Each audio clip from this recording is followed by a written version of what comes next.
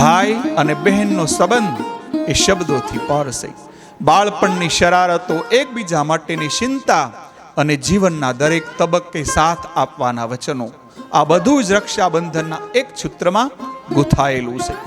એક બહેન પોતાના ભાઈને રાખડી બાંધતી વખતે માત્ર તાતનું જ નહીં બાંધે, એ પોતાના મનનો અતૂટ વિશ્વાસ, સુરક્ષાનો સંદેશ અને જીવનભરની કરુણા ભાઈના હાથમાં સોંપે છે.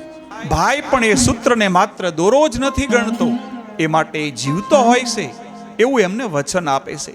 હું તારી ખુશીઓ માટે દરેક દુઃખની સામે તારી ઢાલ બનીને રહીશ એવું એમાં વચન આપે છે. રક્ષાબંધન એક એવો દિવસ છે જ્યારે બંનેની આંખમાં આંસુ ખુશીના વહે છે, જૂની યાદો તાજી થાય છે.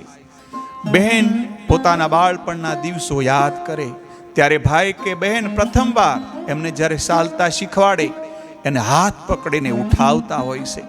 ભાઈ અને બહેન બંનેની કેવી સમરણો એમનું યાદ આવે છે.